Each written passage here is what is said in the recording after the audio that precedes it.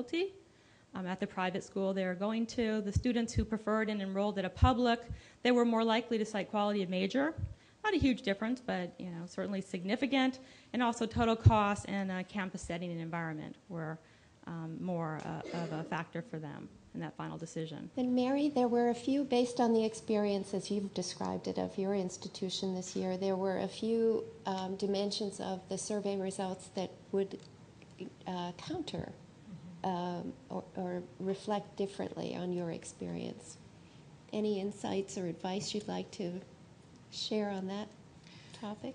Sure. And, being brief is always tough for a college president, but I'll give it a shot. People laugh too easily at that one, so it must be true. But I think what we see all the time, and you folks see it, is that families are making decisions. They're weighing program, they're weighing location, they're weighing quality, they're weighing what can my kid do with this degree.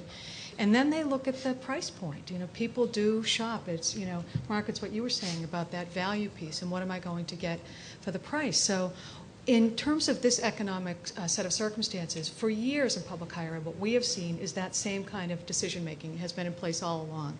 They're looking at the value proposition versus the economics. I think with this economic marketplace, people are scrutinizing the economic conditions in a very heightened way. But the quality piece has got to be there first because they look at that. And then it's if I can get all these things across the board and not pay that same price or get a better financial aid package, it definitely is making a huge difference in the decision-making process.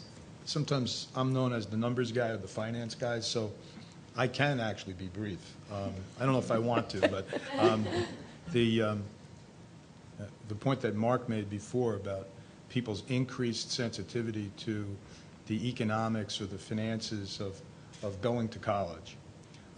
Again, this may not be an enduring pattern, but in preparation for the meeting, I checked in with our Director of Financial Aid, and she said that the informal part of the process this year, the number of calls from parents, the likes of which she had never handled before, and she's been in the business for about 30 years.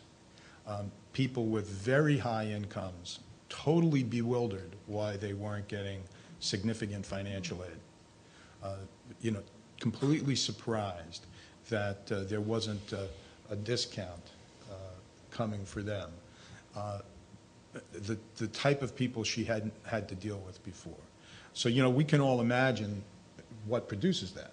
Mm-hmm. Someone who's seen their 401k diminished by 50% or taken a big cut in compensation.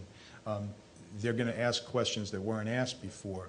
And I think this has been challenging. My guess is that this has been a challenging part of the process for financial aid officers, just trying to deal with a changing terrain and not knowing exactly how to handle it. And I think that's going to lead to some serious discussion about what changes have to be put in place in the next cycle to deal with something that's not going to go away anytime quick. Thank you, Jack. Well, focusing briefly on those off-diagonal elements where the switches went from public to private or private to public, and also focusing on folks with lower incomes, that is below, in the data I've looked at, 60,000, it's very, very clear that finances had a major impact.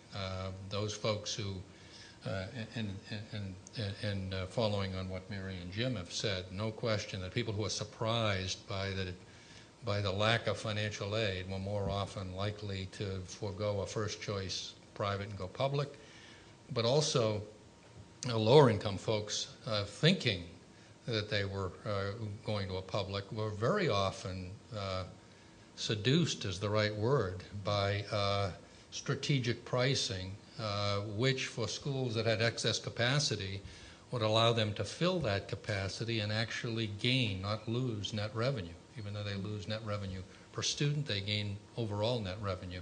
And that's part of what's going on, but it's not all of what's going on. This is a very complex multivariate process, and unless you have 30,000 data points, you can't really get at it. I've seen a trend where even as colleges were cutting faculty and staff salaries or furloughing staff or even laying off staff. They were protecting need-based student aid above everything else.